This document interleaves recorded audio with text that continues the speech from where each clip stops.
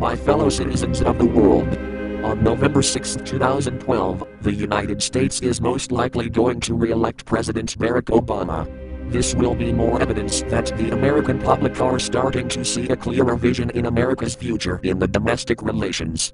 Issues such as healthcare, gay rights, and labor will continue to be on a majority of Americans' minds. But what many do not know is that abroad there is a war that will continue even past the point of withdrawal from Afghanistan. It is a war of dominance and power funded by corporations and encouraged by the military-industrial complex of the United States and NATO. Over the next few years, as American foreign policy focuses on Iran, we will see a quiet shift in joint efforts against the Eurasian community that is still rebuilding their economies from the former Soviet era.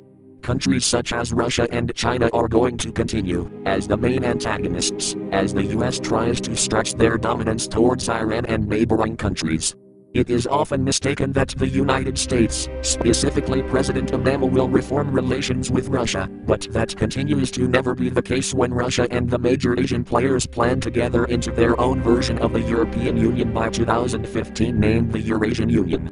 If you have noticed the influx of media covering issues of democracy, specifically the banned pussy right, Muammar Gaddafi, Vladimir Putin, and more recently the terrorist attacks and riots in the Arab nations, this acts as a cover over the actual incidents under the US government's watch.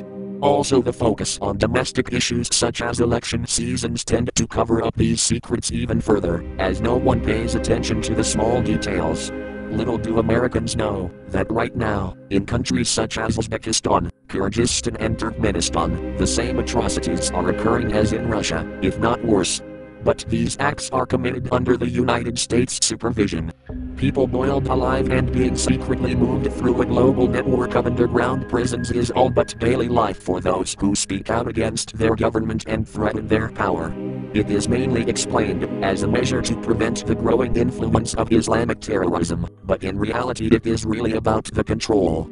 Over the next few weeks I will put out the explanations of the past couple of years to uncover these crimes committed by the United States, while you were paying attention to Egypt, Iran, and the rest of the Arab League of Nations as far as foreign policy goes. We better hope that the US media does the right thing and leaves the Middle East protests alone, because that is just another cover for the full story that has yet to be discovered. Can we stop it? Probably not. Can we blame ourselves for not knowing? No.